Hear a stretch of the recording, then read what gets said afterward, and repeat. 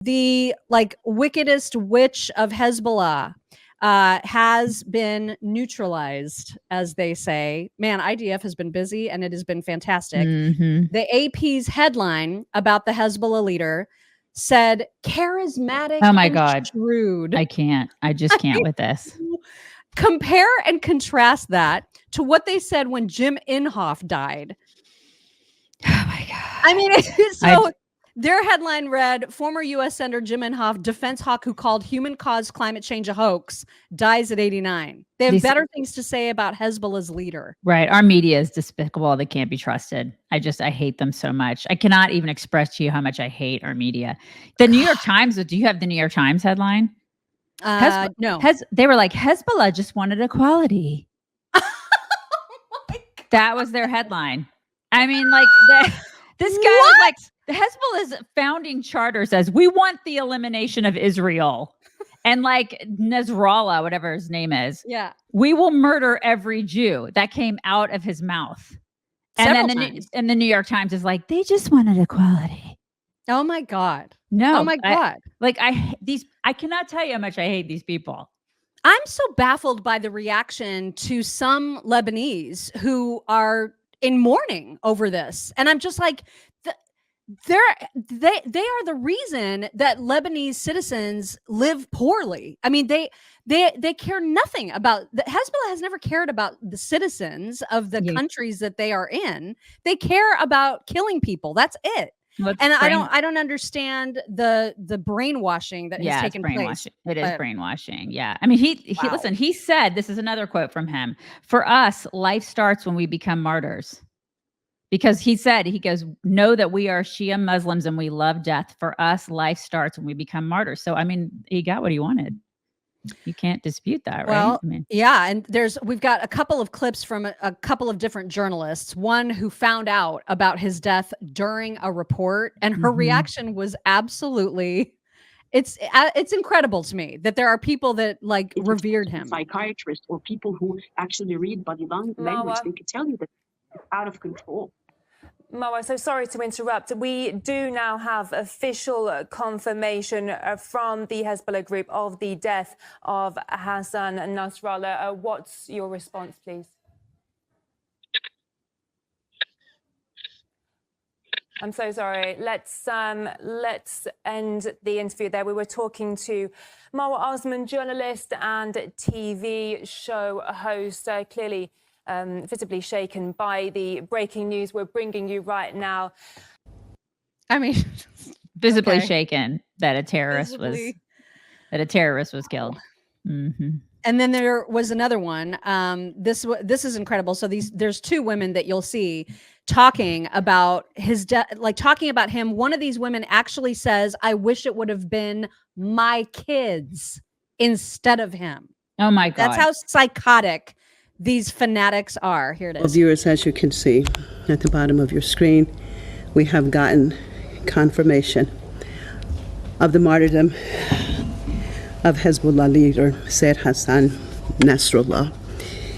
This is a very difficult time, of course, for all of us.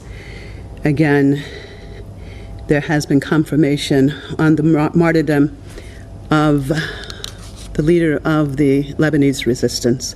Go ahead, Mary.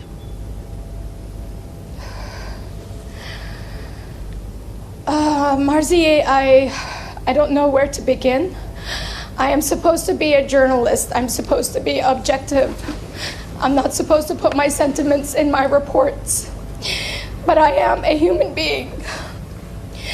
And today, I hereby declare the martyrdom of not a historic leader. He was the father of all of us. Yes.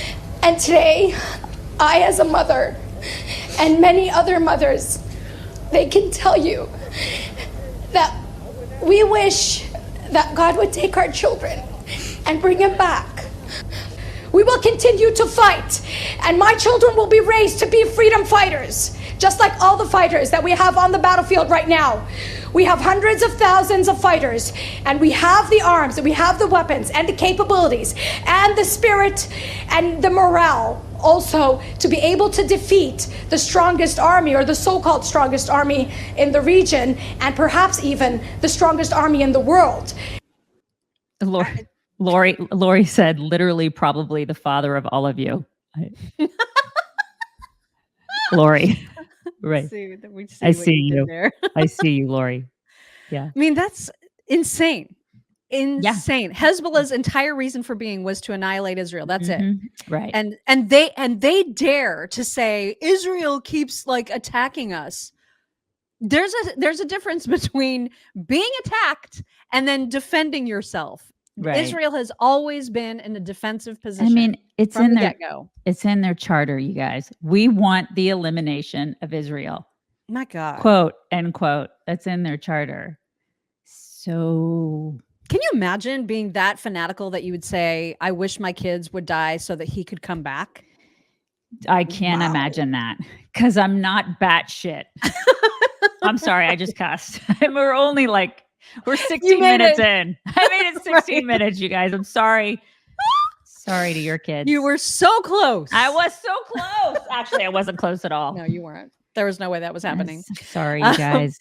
Bibi spoke at the UN and wanted to put like a fine point on why it is that Israel is in this fight. And I kind of love that, like, while he's speaking at the UN, the IDF is literally just taking out the entire executive leadership apparatus of Hezbollah. I mean, it was incredible.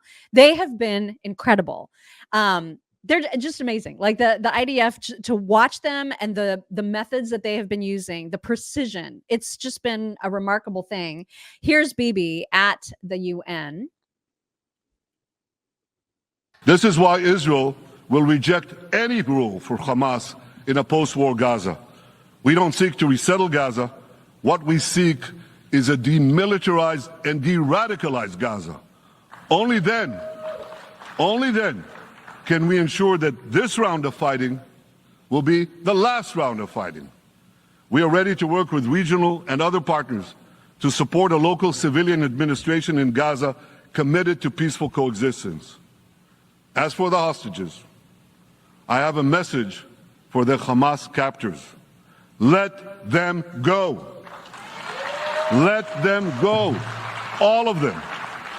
Those alive today must be returned alive, and the remains of those whom you brutally killed must be returned to their families.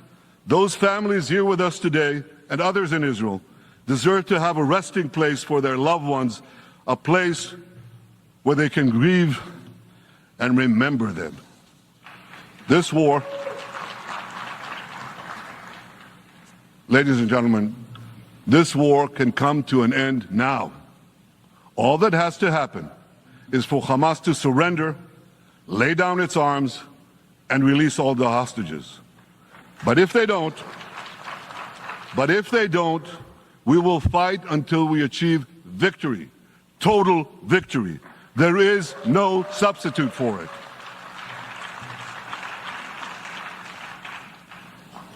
Israel must. Yeah. I'm glad there's somebody still focused on the hostages. There's at least one leader, because Lord knows it's not ours. Yeah.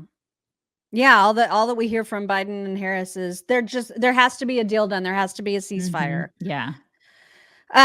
Bill McGurn actually is sensible about this, and he was on one of the talk shows, I think it was a Fox show, to talk about the reason that Israel continues to fight. I mean, the strike is in Beirut, not only targeting the commander, but wiping out the entire building. It's going to be controversial, but I agree with the Prime Minister. I think Israel doesn't have a choice. And in stark opposition to those who think a ceasefire is going to be a solution with Hamas still holding hostages, I believe if they have eliminated Nasrallah, the prospects for peace in the region actually in the long term go up. And I think we need to remember, he not only is involved in deaths of Americans and Israelis, but a lot of Arabs too. Yeah. So some people get it. I mean, it seems like fewer and fewer, but yeah, fewer and fewer is right.